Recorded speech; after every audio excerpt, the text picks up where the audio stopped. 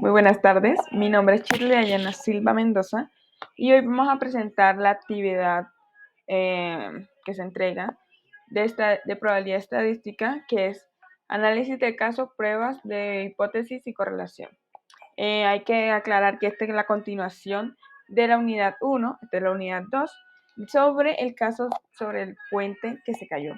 Entonces, vamos a dar hipótesis, el por qué, y vamos a saber un poco más sobre la correlación. Específicamente, ¿qué vamos a hacer? Primero voy a formular, su servidora, una hipótesis y por qué creo que puede ser una de las causas, por qué puede ser verdadero o falso sobre cuál es la relación entre la resistencia del suelo y el colapso del edificio.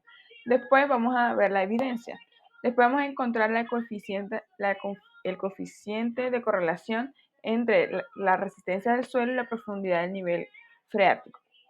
También vamos a encontrar lo mismo sobre los terremotos que se presentaron cerca del edificio caído y las réplicas de pruebas de y las réplicas que estuvieron 5 años antes, con una prueba de correlación.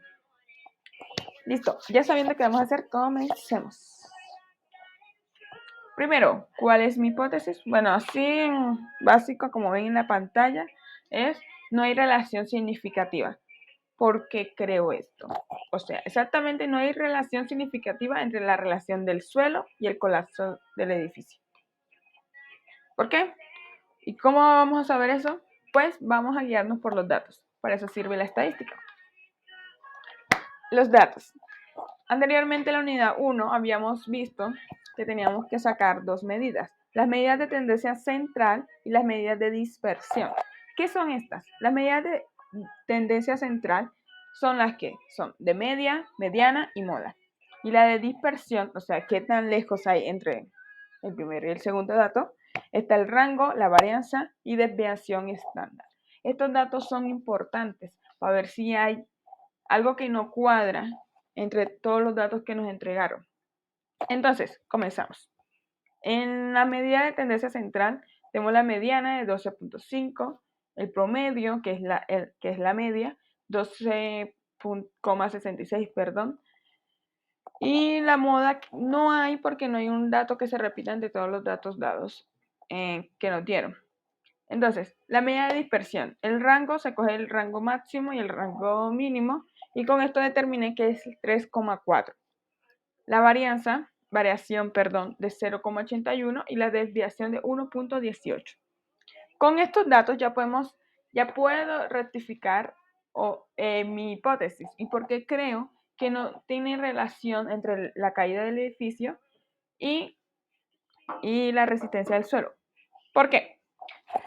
La media y la mediana nos da el valor central de la resistencia al suelo y la desviación vemos que tanto varía de estos. ¿Qué interpretamos con este análisis?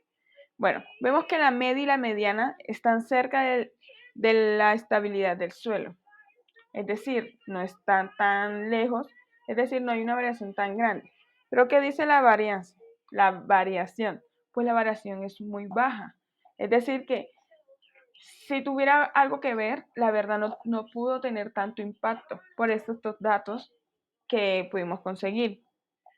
Por eso yo determiné que la relación entre la resistencia al suelo y colapso de edificios, tomando los datos que que ustedes ven, y más la desviación estándar, la variación y la mediana, determiné que no hay, porque no tiene un impacto significativo. Pero esto no significa que los demás datos que ustedes nos presentaron no tengan un impacto. Pero en este momento, la resistencia al suelo no tiene un impacto en la caída del edificio. Continuamos. Después tenemos que calcular el coeficiente de correlación entre la resistencia al suelo y la profundidad de nivel preático. ¿Ya tenemos los datos? Listo, primer paso.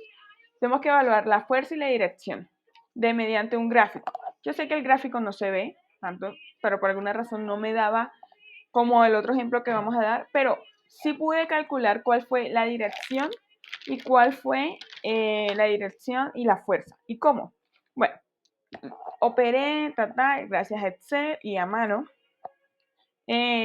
Gracias a Excel pude determinar que de 0.337. ¿Y qué significa esto? ¿Este número nos puede decir algo? Claro que sí. Pues primero vemos que es que la correlación es positiva. O sea, si uno sube, el otro sube.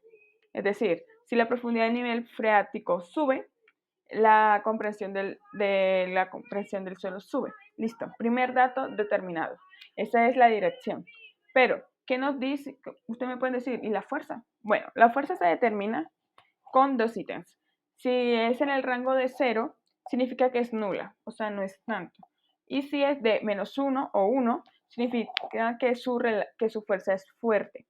Entonces, es 0.337. Eso nos determina que, aunque si una sube y la otra también sube, no sube con tanta fuerza, porque estás tan cerca del 0 que es casi nula. O sea, es muy poquita la fuerza que tiene. Esto es lo que puede determinar gracias a esto. Y la gráfica de dispersión que necesitaban. Listo, vamos por el último caso. Listo, leámoslo. Evalúe si existe una correlación significativa entre la magnitud de terremotos y el número de réplicas mediante la prueba de correlación. Con los datos que ustedes nos brindaron, lo puse en una tabla y pude hacer esta tabla de dispersión. ¿Y qué determiné? Bueno, ¿qué determinamos? Excel, yo, pruebas. ¿Qué determinamos? Pues que el coeficiente de correlación es 0.605. Listo. Ya determinamos que es positiva. Es decir, si uno sube, el otro sube. Listo, la dirección. Pero, ¿qué con la fuerza? Ustedes me dirían, comienza en 0, entonces nula, no sube tanto. Sin embargo, este se acerca un poquitico más que el 1. Se considera moderada. Es lo que pudimos observar. Es decir, sí, entre más sea la magnitud del terremoto, el número de réplicas será mayor. Y con esto terminamos la actividad 2 de la actividad 2 de la unidad 2. Estará en mi página. Espero que les haya gustado e informado. Y cualquier duda me lo pueden dejar. En serio, gracias por estar acá y